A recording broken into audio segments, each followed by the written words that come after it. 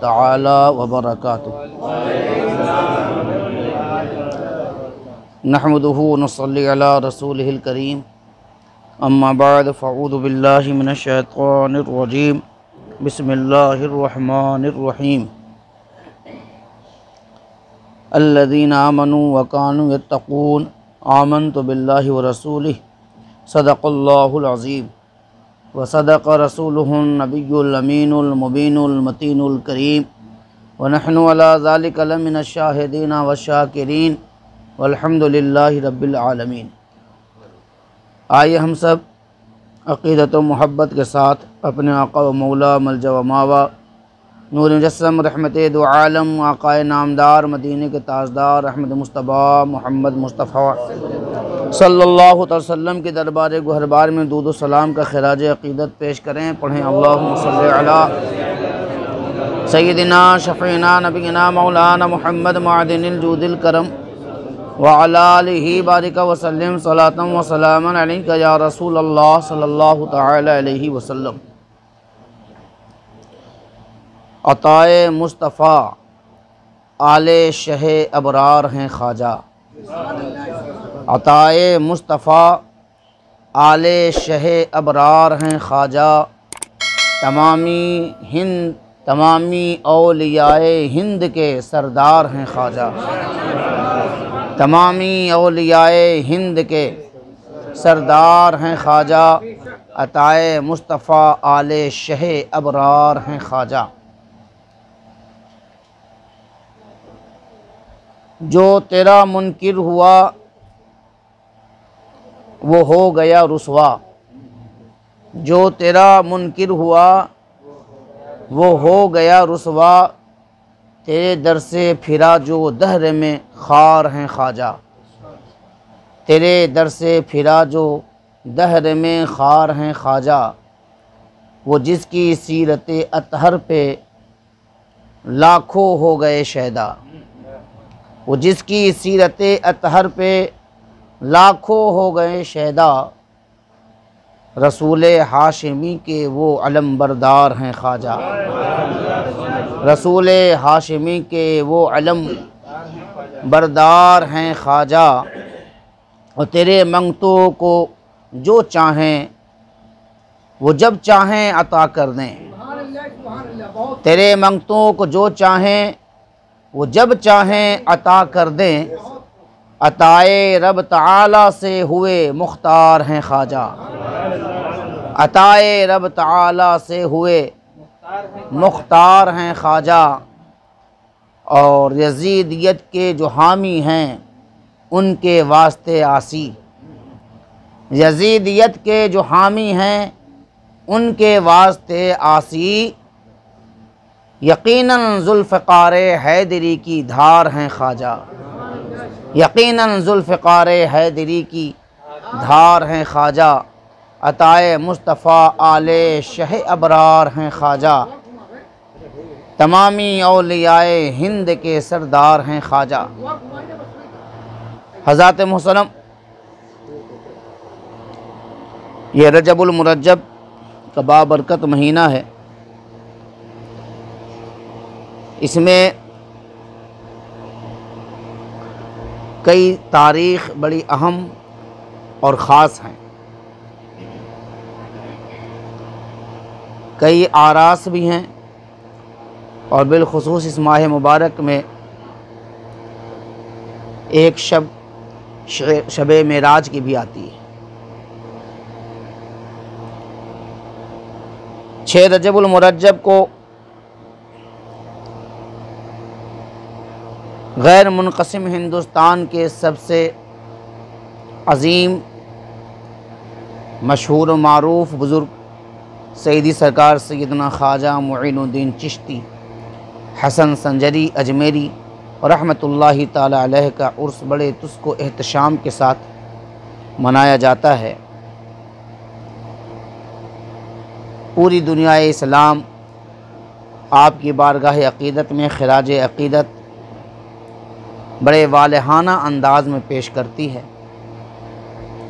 और बिलखुसूस हिंदुस्तान के हर गोशे में, हर मोहल्ले में, बल्कि यूँ कहें कि हर सुन्नी घर में आपकी बारगाह अक़ीदत में अपनी अपनी बिसात के मुताबिक खिराज अक़ीदत पेश करते हैं। और यकीनन ख्वाजा ख़ाजगां हिंदल वली गरीब नवाज़ रहमतुर रिज़वान के बड़े एहसानात हैं इस गैर मुनक़सिम हिंदुस्तान पर। आपकी वो बारगाह है जहाँ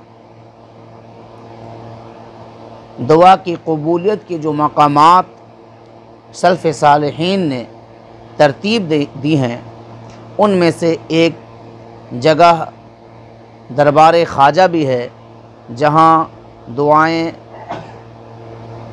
कबूल हो जाती हैं और उसका ज़ुहूर भी हो जाता है। गरीब नवाज़ की वो बारगाह है जहाँ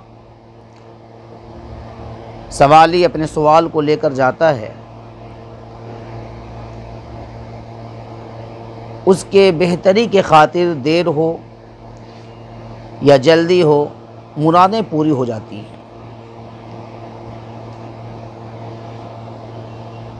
गरीब नवाज़ रहमतुर रिज़वान हिंदुस्तान के औलिया के सरदार और गैर मुनक़सिम हिंदुस्तान के, बिलखुसूस हिंदुस्तान में उन्हें राजा, बादशाह, हिंदल वली, ख्वाजा ख़ाजगां और दीगर अलक़ाबात से याद किया जाता है। अल्लाह तबारक व तआला जब किसी को मकाम व मर्तबा अता फ़रमाता है तो उसकी हर हैसियत से उसमें इख्तियारात, ताकत, पावर, क़ुव्वत अता फ़रमाता है, इसलिए कि उसके काम उस मेयार तक होते हैं। अल्लाह रब्बुल इज़्ज़त अपने वलियों को समाअत की ताकत, बसारत की ताकत, ये सब एक आम इंसान या दुनियावी एतबार से कहीं बढ़कर अता फ़रमाता है, जिसका हम ज़ाहरी एतबार पर हम इसका तसव्वुर नहीं कर सकते हैं कि अल्लाह किस कदर बसारत और समाअत के अंदर ताकत व क़ुव्वत अता फ़रमा देता है। इसको मिसाल के ज़रिए समझ सकते हैं कि देखिए, अभी मैं तन्हा बोल रहा हूँ, आप तमामी हज़रात सुन रहे हैं। अभी बिल इत्तेफाक आप तमामी हज़रात बोलने लगे तो मैं अकेला नहीं सुन सकता हूँ, मैं अकेला नहीं सुनता हूँ। एक बोले हज़ार सुन सकते हैं, लाख सुन सकते हैं।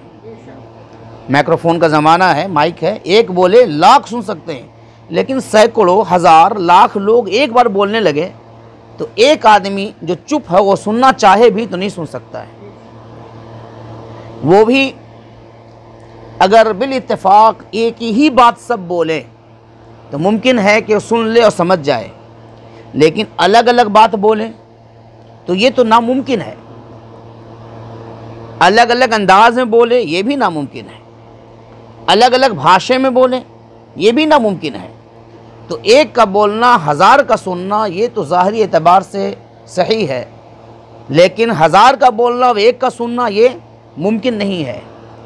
लेकिन आप ख्वाजा की बारगाह में जाइए, सुनने वाला एक है और बोलने वाले लाखों हैं। सुनने वाले अकेले तन्हा ख्वाजा हैं और बोलने वाले लाखों के तादाद में हैं, और एक ही बात नहीं बोल रहे हैं, अलग अलग बोल रहे हैं। कोई औलाद की सिफारिश कर रहा है, कोई तिजारत की सिफारिश करवा रहा है, कोई मालो मनाल की सिफारिश करवा रहा है, कोई शोहरत की सिफारिश कर रहा है। वह हर तरह के लोग पहुँचे हुए हैं, वह अलग अलग अपनी मुरादें सामने रख रहे हैं, और तन्हा गरीब नवाज सबकी सुन भी रहे हैं और समझ भी रहे हैं। और फिर कमाल ये है कि गरीब नवाज अरबी थे, राजस्थान में आए, दिल्ली तक आपका सफ़र है तो आपने राजस्थानी सीख लिया होगा, उर्दू सीख लिया होगा, फ़ारसी सीख लिया होगा, चूँकि खुरासान भी आए। लेकिन अब एक गुजराती जाकर गुजराती में मांग रहा है, एक पंजाबी जाकर पंजाबी में मांग रहा है, एक बंगाली जाकर बंगाली मांग रहा है, एक महाराष्ट्रियन जाके मराठी में मांग रहा है। कभी मराठी की ये भी बात जहन में नहीं आई कि गरीब नवाज तो मराठी नहीं थे तो मैं मराठी में क्यों बोलूँ। पंजाबी की बात जहन में कभी नहीं आई कि मैं इन्हें क्यों पंजाब में बोली, ये तो पंजाब के थे नहीं। कोई एक हिंदी वाला ये नहीं समझ पा रहा है और कभी नहीं ये तस्वुर में आया कि हम इनसे आखिर हिंदी में कैसे बोले, ये तो अरबी थे।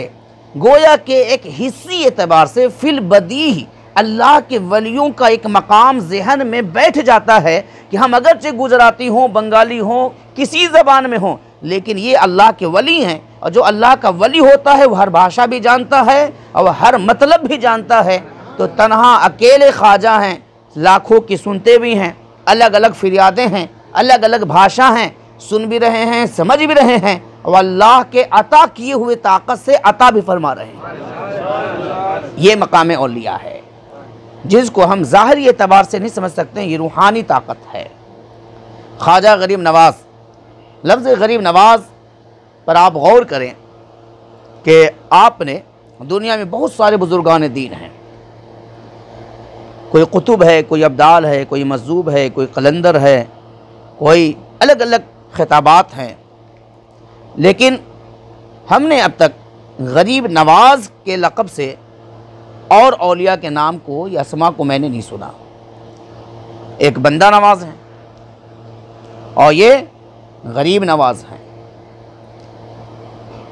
कमाल ये है कि दरगाह गरीब नवाज की है और वक्त का पीएम वहाँ पहुँच रहा है। दरगाह गरीब नवाज की है, वक्त का बादशाह वहाँ पहुँच रहा है।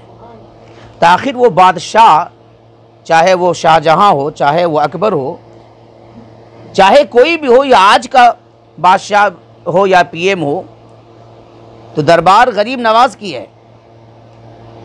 और जा रहा है कौन?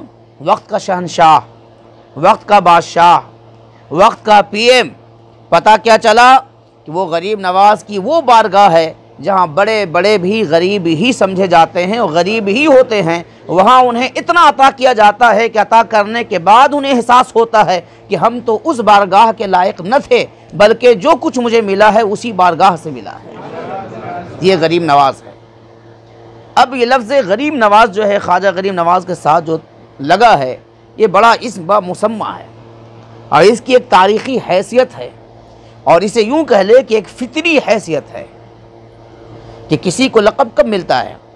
जब उसका लक़ब जब उस मकाम पर होता है, जब उसके अंदर वो खुसूसियत पाई जाती है, जब उसके अंदर वो तर्ज़ ज़िंदगी नज़र आती है, तो उसी हिसाब से उसे लक़ब दे दिया जाता है। लेकिन गरीब नवाज के ताल्लुक़ से मुईनुल अरवाह में मुसन्निफ़ ने बड़ी तफसीली गुफ्तगू फरमाई है और लिखा यह है कि जब गरीब नवाज रहमत रिज़वान छोटे से थे, गोद में थे, दूध पीते थे, बकरियों का ज़माना था तो माँ का भी दूध पीते थे और कमी की वजह से बकरियों के दूध को भी रख लिया जाता था और बवक्त ज़रूरत उसे भी इस्तेमाल कर लिया जाता था। तो ख्वाजा गरीब नवाज मुतज़वान जब बहुत छोटे थे, शीर खार थे, तो मोहल्ले में जब कोई दूसरी औरतें अपने बच्चों को लेकर घूमने जो आती थीं, टहलने आती थीं, मुलाकात के गर्ज से आती थीं, तो अगर कोई बच्चा रोता तो गरीब नवाज गोद में रहते हुए उंगली से अपनी माँ को इशारा करते, अपनी माँ को इशारा करते। और माँ वो आरिफा थी, वो जानती थी कि मेरा बेटा मोइन क्या कह रहा है। वो फ़ौरन दूध लेकर उस बच्चे तक पहुँचती और जैसे वो बच्चा दूध पीता, गरीब नवाज मुस्कुराने लगती। गोया कि आपका शीर खारी का आलम यह था कि कोई बच्चा अगर रोता हुआ नज़र आता तो अपने माँ को इशारा करते कि ये बच्चा मेरे घर में रो रहा है। बाहर रोता तो कोई बात है, मेरे घर में आकर रोए ये मुझे बर्दाश्त नहीं है, ये आप अपना दूध या बकरी का दूध इसे फ़ौरन अता करें। माँ समझ जाती और फ़ौरन अता कर देती। ये गरीब नवाज का था मसला। फिर जब आप 3 और 4 साल के हुए, यानी चलने फिरने लगे, तो जब खाना का टाइम होता, जब कुछ खाने का वक्त आ जाता, तो गरीब नवाज आहिस्ते से बाहर निकलते। 3-4 साल का उम्र है, आस्ते से बाहर निकलते और बाहर में खेलते हुए 4-5-10 बच्चे को बुलाकर लेकर चले आते। अब आने के बाद पहले कहते अम्मी से कि मम्मा पहले इन्हें खाना खिलाइए, पहले इन्हें खाना खिलाइए। जब वो बच्चे खा लेते तब गरीब नवाज खाना खाते। जब आपकी वालदा ने देखा कि रोज़ का मामूल यही है, तो आपकी वालिदा रोज़ाना 5 से 10 बच्चों का ज़्यादा खाना बनाना शुरू कर दिया कि मेरा मोइन बग़ैर खिलाए नहीं खाएगा। तो गरीब नवाज जब बच्चे थे, शीर खार थे, तो इशारा से दूध देते थे, और जब 3-4 साल के हुए तो हाल ये हुआ कि आप बग़ैर 10-12 बच्चे के खाना खिलाए आप खुद खाना नहीं खाते थे। जब आप 7-8 साल के हुए तो उस वक्त आप ईद के दिन आप बेहतरीन कपड़े पहनकर आप ईदगाह जा रहे थे। रास्ते में देखा कि एक यतीम नाबीना पुराना कपड़ा पहनकर एक बच्चा जो है खड़ा है। आपने उसी जगह कंधे पे पड़े रुमाल को तहमद बनाया और कपड़ा उतार कर उसी जगह उस नाबीना शहजादे को कपड़ा पहना दिया, और कपड़ा पहनाने के बाद इसी हाल में आप ईदगाह चले गए। जब लोगों ने देखा कि मोइन जो शहनशाह वक्त का बेटा है, एक बेहतरीन घराने का बेटा है, वो इस कदर कपड़ा पहने हुए है, और मोइन हज़रत गरीब नवाज के कपड़े को लोग पहचानते थे, घराने के हिसाब से कपड़े पहचाने जाते हैं, शहाना लिबास पहनाया गया था। वो एक ऐसे लड़के पर देखा जो नाबीना है, लोगों ने देखा और उसके बाद ये तस्लीम कर लिया कि जिसकी जो नस्ल होती है वो नस्ल का असर होता है। आका करीम सल्लल्लाहु अलैहि वसल्लम के साथ भी ये एक चीज़ वाक़या मौजूद है कि मेरे आका सल्लल्लाहु अलैहि वसल्लम ने एक गरीब बच्चे को जब आपने ईद के दिन देखा था तो आपने अपना कपड़ा उसे पहना दिया था और उसे इज्जत अता फरमाई थी। आपके लाडले ने आज वही काम किया और अपना कपड़ा उतार के एक नाबीना को पहना दिया। तो ये गरीब नवाजी फितरतन चली आ रही है, नस्लन बादा नस्लन चली आ रही है कि शीरखारी में भी गरीब नवाजी, 3-4 साल की उम्र में गरीब नवाजी, 7-8 साल की उम्र में गरीब नवाजी, और जब गरीब नवाज बड़े हो गए और सैयदना उस्मान हारूनी रहमतुल्लाहि ताला अलैह से जब आप मुरीद अव्वल हुए, आप 3 बार मुरीद हुए। अपने पीर से आप सैकड़ों बार मुरीद हो सकते हैं, अपने पीर से सैकड़ों बार मुरीद हो सकते हैं। हाँ, एक पीर से मुरीद होने के बाद फिर दूसरे पीर के पास बग़ैर किसी उज़्र शरई के नहीं जा सकते हैं, बग़ैर किसी शरई उज़्र के, यानी शरीयत ही हो या खुदा न खास्ता कोई मुर्तद हो जाए, किसी वजह से मुज़ब्ज़ब हो जाए, ये अलग मसला है। तो आप जब गरीब नवाज सैयदना उस्मान हारूनी के करीब जब हो गए तो बगदाद की सरज़मीन पर एक जगह बैठे हुए हैं हज़रत सैयदना अहदुद्दीन करमानी रहमतुल्लाहि ताला अलैह और दिगर औलिया किबार व दुर्वेश का मजमा है। सैयदना उस्मान हारूनी रहमतुल्लाहि ताला अलैह बैठे हैं।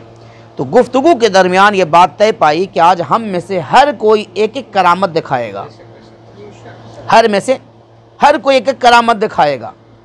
जब ये बात तय पाई तो सब लोगों ने सबसे पहले सैयदना उस्मान हारूनी की बारगाह में अरीज़ा पेश किया कि शेख सबसे पहले आप करामत दिखाएं, हम मुस्तफ़ीज़ हो जाएं। सैयदना उस्मान हारूनी रहमतुल्लाह अलैह ने एक पास में पड़े हुए पत्थर पर अपना हाथ रखा और जैसे ही हाथ रखा वो पत्थर सोना का हो गया। उसके बाद अहदुद्दीन करमानी रहमतुल्लाहि ताला अलैह की तरफ इशारा किया गया तो उन्होंने जो असा उनके पास था वो असा पर हाथ फेरा, वो सारा असा ही सोने का हो गया। दिगर दुर्वेश से कहा गया तो किसी ने मुसल्ले से हीरे निकाले, किसी ने जवाहर निकाले, किसी ने मोती निकाले, सब ने अपनी अपनी करामतें दिखाई।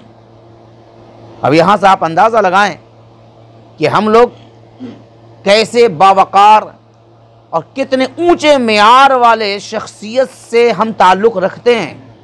हमें थोड़ी सी या किसी हल्की फुल्की चीज़ पर बिक जाना ये मोमिन की शान नहीं है। हम इन औलिया किबार के मानने वाले हैं जिनके इशारे अबरू से मिट्टी सोने बन जाती थी। इसलिए अपना भी मेयार ऊंचा रखें, अपना मेयार बुलंद रखें, बिकने और बिकाने वाला मामला ना रखें, इसलिए कि हम उम्मत मोहम्मद सल्लल्लाहु अलैहि वसल्लम में हैं और हर दौर में अल्लाह रब्बुल इज़्ज़त हमारी इस्लाह के लिए अल्लाह अपने ख़ास बंदों को पैदा करता रहेगा जो हमारी इस्लाह करता रहेगा। तो फिर बात यह आई कि फिर सैयद उस्मान हारूनी रहमतुल्लाह ने फरमाया कि मोइन अब तुम भी एक करामत दिखाओ। तो आपने भाई इज़हार तवाज़ो सरें झुका ली, सर को झुका लिया, कहा हुजूर आपके सामने मैं अपनी करामत दिखाऊं और फिर मेरे अंदर क्या है।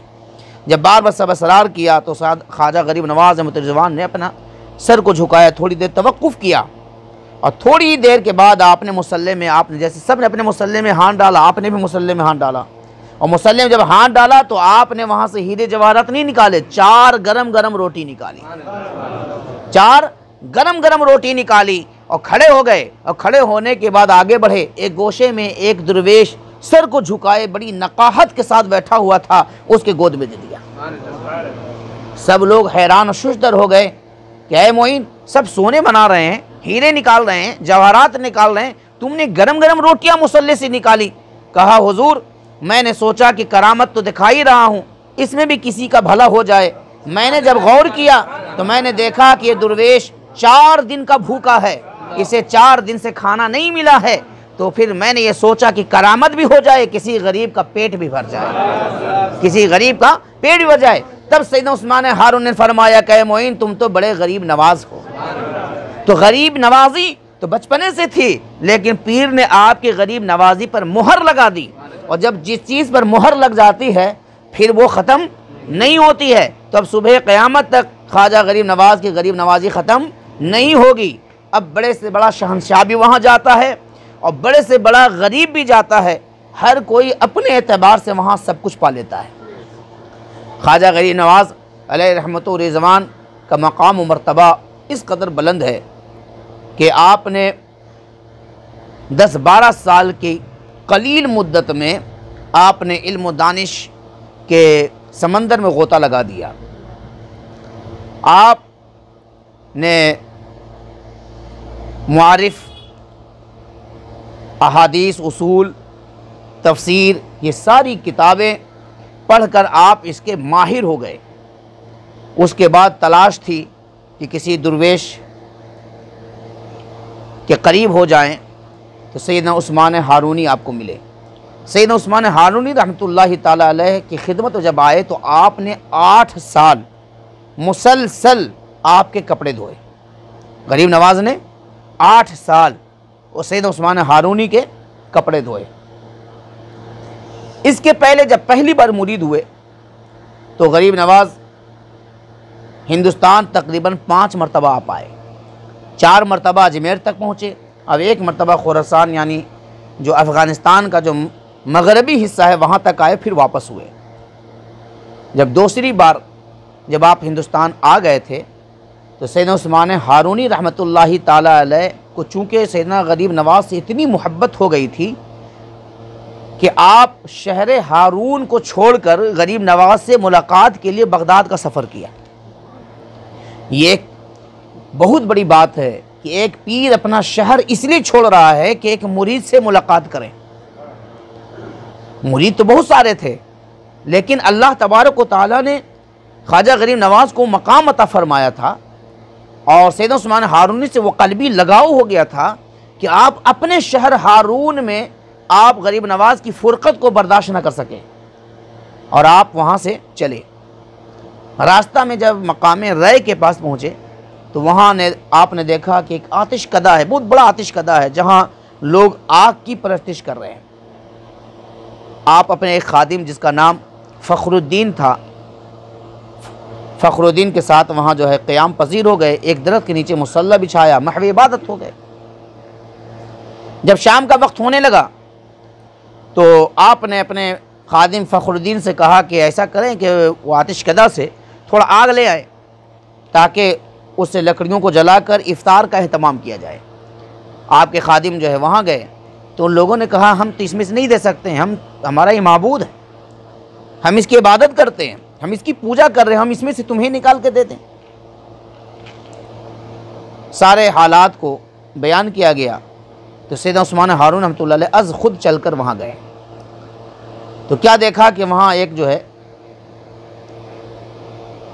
एक लकड़ी के तख्त पर एक बूढ़ा शख्स बैठा हुआ है जो उनका मुक़्तदा व पेशवा था और उसी के हलक़े में रहकर लोग आग की परस्तिश में लगे हुए थे। गरीब नवाज गए और कहा कि मुझे थोड़ी सी आग चाहिए थी और आप लोगों ने नहीं दिया। कहा कि हम इसे कैसे दे सकते हैं, हम इसकी पूजा करते हैं, इसकी इबादत करते हैं। कहा क्यों इसकी इबादत करते, तुम उसकी इबादत क्यों नहीं करते जिसका मालिक और खालिक अल्लाह है, एक अल्लाह की इबादत करो। उसने कहा नहीं, मैं इसकी इबादत करता हूँ ताकि ये मुझे आग से बचाएगी। कहा अगर बात अगर ये है तो फिर अपना हाथ भी तुम डालो, मैं भी अपना हाथ डाल देता हूँ। अगर बात ये इसलिए तुम उसकी पूजा कर रहे हो, परस्तिश इसलिए करते हो कि ये तुम्हें आग से बचाएगी, वहाँ की आग से, पहले इसे ही आजमा लिया जाए कि ये तुम्हें छोड़ती है या बचाती या जला देती है। तुम भी अपना हाथ डालो, मैं भी अपना हाथ डालता हूँ। तो उस बूढ़े शख्स ने कहा कि भाई इसकी फितरत है जलाना, डालेंगे तो जलाएगी।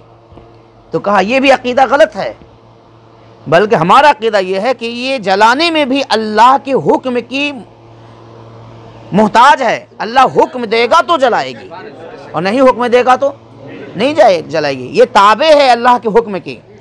उसने कहा नहीं, फितरत है। ये बात हो रही थी कि वो जो बूढ़ा शख्स बैठा था उसका नाम मखलिशा था, और मखलिशा अपने गोद में अपने बेटे को लेकर बैठा था। कुछ उम्र रही होगी, जो सबसे छोटा बेटा था उसका। तो बात हो रही थी, इतने में सैयद उस्मान हारून रहमतुल्लाह अलैह ने उसके गोद से उसके बेटे को उचक लिया और अपने गोद में लिया और फौरन लिए हुए सीधे उस आतिशकदा आग में अंदर चले गए। यहाँ आहो फगा हो गया, लोग चीखने और चिल्लाने लगे। क्या बूढ़ा, कोई क्या जवान और क्या पीर, क्या मुरीद। जो आतिश के जो मुक्तदा और पेशवा बना था वो भी बूढ़ा रोने लगा और सारे लोग रोने लगे कि ये तो खुद गया और मेरे बेटे को भी लेकर चला गया, खुद भी गया और मेरे बेटे को भी लेकर चला गया। थोड़ी देर के बाद सैयद उस्मान हारून रहमतुल्लाह अलैह उसे वैसे ही गोद में लेकर बाहर आए, वैसे ही गोद में लेकर बाहर आए। वो बूढ़ा शख्स दौड़ा और जाकर कदमों में गिर गया कि हुजूर ये कैसे हो गया। कहा हमसे ना पूछो, तुम्हारा बेटा बोलता और समझने वाला है, इससे पूछो। जब उससे मुखातिब बेटा तू कैसे बच गया, तो उसने कहा कि जब ये लेकर चले तो आग के जब करीब पहुंचे तो इन्होंने कहा बिस्मिल्लाहिर्रहमानिर्रहीम या नारो कूनी बरदन व सलामन अला इब्राहिम। ये कहते हुए अंदर गए तो हम तो इनके सदक़े में बेहतरीन एक बाग में सैर कर रहे थे, हम तो बाग में सैर कर रहे थे। सब ने कहा कि हुजूर ये मामला क्या है। कहा कि आग भी मेरे रब की ताबे है, इसलिए कि ये मखलूक है और मेरा रब खालिक है, ये महकूम है, मेरा रब हाकिम है। जब हुक्म देगा तो जलाएगी और जब हुक्म नहीं देगा तो नहीं जलाएगी। हम उस रब को मानते हैं, तुम उस रब को मानो। तो चूंकि उसका बेटा बचकर निकल आया था, उसने फौरन तस्लीम कर लिया, इसलिए कि ये अल्लाह वाले जो होते हैं इनकी मकाम वो होती है, अल्लाह वो मर्तबा अता फरमाता है जो बातें हम किताब से देखकर बताते और पढ़ाते हैं। तो हम पढ़ाने में मसला ये होता है कि बात समझ में भी आ सकती है और बात समझ में नहीं भी आ सकती है, लेकिन जब मामला ऊपर जाता है तो अल्लाह अपने वलियों को पढ़ाने वाला मसला नहीं रखता, दिखाने वाला मामला दे देता है कि लोग पढ़ के जो ना समझे दिखा के समझाओ, इसलिए कि देखने के बाद फिर इनकार की कोई गुंजाइश नहीं रहेगी। तो पढ़ा तो पहले भी रहे थे, बता तो पहले भी रहे थे कि मेरा हाकिम अल्लाह है, ये हुक्म की ताबे है, लेकिन बात समझ में नहीं आई। तो उस्मान हारून ने क्या किया, दिखा दिया कि देखो कैसे हुक्म की ताबे है।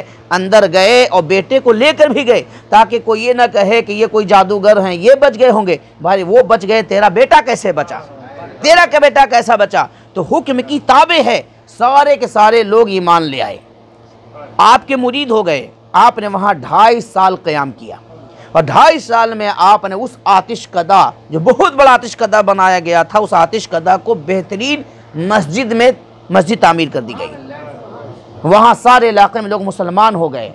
और उसके बाद तारीख़ में लिखा है कि आज भी जब वो बूढ़ा शख्स जब ईमान लाया, मुरीद हुआ, तो उसका नाम आपने अब्दुल्लाह रखा और उसका बेटा जिसको आप आग में लेकर गए थे उसका नाम निस्बत के एतबार से इब्राहिम रखा। इसे कि इब्राहिम अलैहिस्सलाम को भी नारे नमरूद में डाला गया और आप बच गए। और उसी निस्बत की आयत पढ़कर अल्लाह ने उसी निस्बत की आयत से शिफा अता फरमाई, हिफाजत फरमाई, तो उस बच्चे का नाम आपने इब्राहिम रखा। आज भी इन दोनों की मज़ार उस मस्जिद के बाहर गोशे में है। फिर वहाँ से आप बगदाद पहुँचे। गरीब नवाज ख़ुद फरमाते हैं कि जब मैं बगदाद इधर से चला और पीर की चाहत और इंतज़ार बसियार हो गया, 2.5 साल तो उधर ही निकल गए, तो मुरीद भी बेकरार और पीर भी बेकरार। दोनों जाकर बगदाद में सैयदना ख्वाजा जुनैद बगदादी रहमतुल्लाह अलैह के मस्जिद में मुलाकात हुई।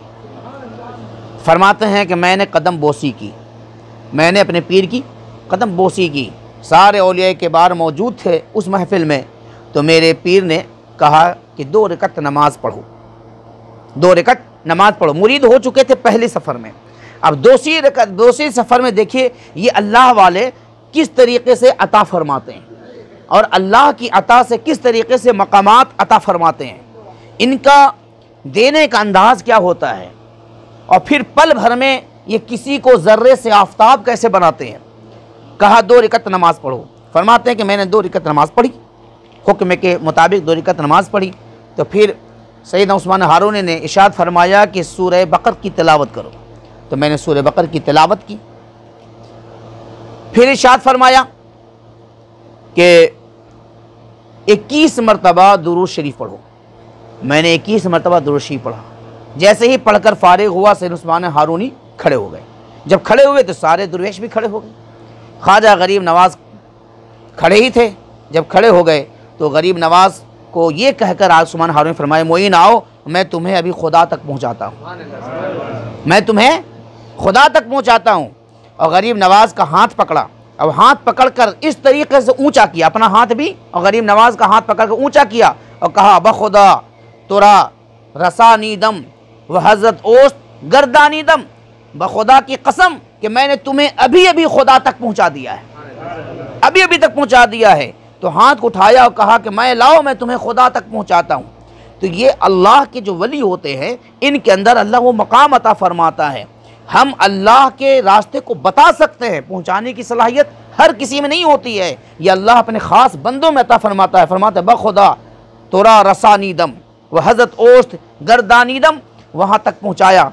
फिर इरशाद फरमाया, गरीब नवाज फरमाते हैं कि मेरे पीर ने फरमाया कि 4000 मरतबा सूरह इखलास पढ़ो, 4000 मरतबा सूरह इखलास पढ़ो। जब मैं सूरह इखलास पढ़ चुका था, कहा कि हमारे हाँ जो रवाज है मुजाहिदा का, 1 शब व रोज़ यानी 1 रात 1 दिन मुजाहिदा करो।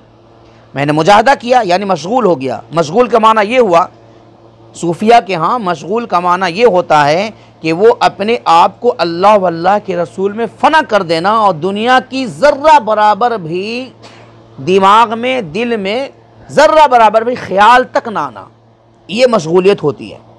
और हम बिल्कुल इसके बरअक्स मशगूल होते हैं। अपने काम ऐसे मशगूल होते हैं कि अल्लाह वल्लाह रसूल की ज़र्रा बराबर ख्याल भी नहीं आता। उनका मशगूल होना और है, हमारा मशगूल होना और है। तो दिन और रात मशगूल रहे। उसके बाद आए तो फरमाया, मोइन आसमान की तरफ देखो। मैंने जब आसमान की तरफ देखा तो इरशाद फरमाया, क्या दिखता है? तो जो मैंने देखा वो अर्ज़ किया, हुजूर अर्श आज़म नज़र आ रहा है, मैं अर्श मुअल्ला देख रहा हूँ। फिर हुक्म हुआ कि तुम ज़मीन की तरफ देखो। मैंने ज़मीन देखा। कहा क्या दिखता है? तो जो दिखा मैंने बताया कि हुजूर मैं तो तहत सरा देख रहा हूँ, मैं तहत सरा देख रहा हूँ। फिर इरशाद फरमाया, 1000 मरतबा कुल हुवल्लाह शरीफ यानी सूरह इखलास और पढ़ो। जब मैं सूरह इखलास पढ़ा तो पढ़ने के बाद फिर इरशाद फरमाया कि अब देखो आसमान की तरफ। जब मैंने आसमान की तरफ देखा तो फिर इरशाद फरमाया, अब क्या नज़र आता है? तो मैंने जो देखा वो कहा कि हुजूर अब तो मैं हिजाब अज़मत देख रहा हूँ, अब मैं हिजाब अज़मत देख रहा हूँ। सैयदना ख्वाजा उस्मान हारूनी फरमाते हैं, अब आँखें बंद कर लो। कहते हैं कि मैंने अपनी आंखें बंद कर ली। थोड़ी देर के बाद इरशाद फरमाया, अब आंखें खोलो। मैंने आंखें खोली तो मेरे पीर ने 2 उंगली इस तरीके से इशारा किया, शहादत की उंगली और पास वाली उंगली को इस तरीके से इशारा किया और कहा कि अभी इस उंगली के दरमियान देखो तुम्हें क्या नज़र आता है। गरीब नवाज फरमाते हैं, हुजूर 18,000 आलम नज़र आ रहे हैं, 18,000 आलम नज़र आ रहे हैं। सैयद उस्मान हारूनी ने इरशाद फरमाया कि वो जो पड़ा है उठा लो। फरमाते हैं कि नीचे ठीकरियाँ, कंकर पत्थर गिरे हुए थे। कहा कि इसे उठा लो। मैंने उसे उठाया। जैसे ही उठाया सारे के सारे सोने हो गए। कहा कि इसे सदका कर दो। सदका किया। इतना होने के बाद इरशाद फरमाया कि अब चंद दिन मेरे सोहबत में रहो, अब चंद दिन सोहबत में रहो। अब उसके बाद चंद दिन, हमारे ख्याल से हमारे यहाँ चंद दिन का माना क्या होता है? 1-2 दिन, 4 दिन, 5 दिन। सूफिया के यहाँ चंद दिन का माना होता है पूरी ज़िंदगी। वो जब चाहें अलग करें, इसीलिए कि दुनिया की ज़िंदगी कितनी है? चंद दिन। ये पूरी दुनिया की जो हम जैसे 80-90 साल जो बोलते हैं, ये जितनी भी ज़िंदगी है वो आखिरत की ज़िंदगी के मुताबिक में मुकाबले में क्या है, चंद दिन है। तो सूफिया के यहाँ पूरी ज़िंदगी चंद दिन है, पूरी ज़िंदगी। तो गोया के चंद दिन मेरे साथ रहो, मतलब क्या है कि रूहानी और जिस्मानी एतबार से हमेशा अब मेरे साथ रहो। अब जो हुक्म देंगे वहीं जाना है। यहाँ से पता क्या चला कि अल्लाह के वलियों से जो इस्तिगासा करना होता है, मांगना होता है, कुछ लोग कहते हैं जाकर मांगो, करीब होकर मांगो। कोई कहते हैं अजमेर जाना ज़रूरी है, जो अजमेर पहुँच के कहता नहीं दरगाह के अंदर जाना ज़रूरी है, और जो अंदर पहुँच के कहता नहीं बिल्कुल हुजरा में जाना ज़रूरी है। हालांकि औलिया अल्लाह के यहाँ ये कोई ज़रूरी नहीं है। जो उंगलियों के दरमियान 18,000 आलम देख रहा है, क्या मुझे वो वहाँ से यहाँ नहीं देख रहा है? जो गरीब नवाज 18,000 आलम देख रहे हैं उंगलियों के दरमियान, क्या उन्हें मुंबई नज़र नहीं आ रही है? क्या उन्हें महाराष्ट्र नज़र नहीं आ रहा है? तो इसलिए अल्लाह के वलियों के यहाँ जो बदअकीदों का एक नज़रिया है कि मांग सकते हैं लेकिन जाके मांगिए। जाने की ज़रूरत क्या है? जाते हैं तो हम इसलिए कि ताकि उनके तुरबत अथर को देखकर अपनी आँख को सैराब, वरना मांगने और मंगाने का मसला नहीं है। इसलिए कि जो 18,000 आलम देख रहा है, तो उसी 18,000 आलम में तो मुंबई भी है, उठी 18,000 आलम ही में तो मेरा घर भी है। तो आप जहाँ से चाहें अल्लाह के वलियों से मांग सकते हैं, इसलिए कि जिससे आप मांग रहे हैं वो मोहताज इसका नहीं है कि आप जाएं तो वो देखेगा, आप जहाँ हो वो देखता है। इसलिए कि अल्लाह अपने राज और भेद को अपने वलियों पर आश्कारा कर देता है। इसलिए अल्लाह रब्बुल इज़्ज़त इनको वो बसारत और समाअत अता फरमाता है कि ये तो मांगने वालों को भी देते हैं, और जिसकी ज़ुबान ही ना हो, जो गूंगा हो, जो मांग ही नहीं सकता है, वो उसकी भी सुनते हैं, उसे भी अता फरमाते हैं। इसलिए अल्लाह के वलियों से करीब रहें। उनसे जितना आप करीब रहेंगे, उनकी मोहब्बत, उनका ताल्लुक़ जो है वो अल्लाह के करीब कर देगा। इसलिए आपने अंदाज़ा लगाया होगा कि जो अल्लाह के वलियों के करीब होते हैं और उनसे सच्ची अच्छी मोहब्बत करते हैं, एक न एक दिन उन पर एक ऐसा ज़रूर आता है कि वो अल्लाह के करीब हो जाते हैं। और आपने कभी नहीं देखा होगा कि कोई अल्लाह के करीब हो गया है और वो कभी वली के करीब ना हुआ। ये हो ही नहीं सकता है कि कोई वली के करीब ना हो और अल्लाह के करीब हो जाए। आप कोई मिसाल नहीं दे सकते हैं। सिद्दीक़ अकबर अगर करीब हुए तो नबी के करीब हुए तब हुए, फारूक आज़म अगर करीब अल्लाह के हुए तो नबी के करीब हुए तो हुए। तो सहाबा जितने अल्लाह के करीब हुए, नबी के करीब हुए तो हुए। और ताबईन जितने हैं वो जब भी अल्लाह के करीब हुए इसलिए हुए कि वो सहाबी के करीब हो गए, और तबे ताबईन अल्लाह के करीब इसलिए हुए कि वो ताबईन के करीब हुए। अब वही सिलसिला चलता रहा। उस्मान हारूनी जो है अपने पीर के करीब हुए तो उन्होंने अल्लाह के करीब कर दिया। गरीब नवाज उस्मान हारूनी के करीब हुए तो उस्मान हारूनी ने इन्हें अल्लाह के करीब कर दिया। तो जो अल्लाह के वलियों के करीब होता है वही अल्लाह के करीब होता है। जो अल्लाह के वली के करीब नहीं होता वो कभी अल्लाह के करीब नहीं होता है। ये एक रास्ता है, एक तरतीब है। अल्लाह तबारक व तआला हम तमाम को अपने वलियों के करीब रखे और उनके फ़यूज़ व बरक़ात से माला माल फरमाए। व आख़िरु दअवाना अनिल हम्दुलिल्लाहि रब्बिल आलमीन। अस्सलामु अलैकुम व रहमतुल्लाह।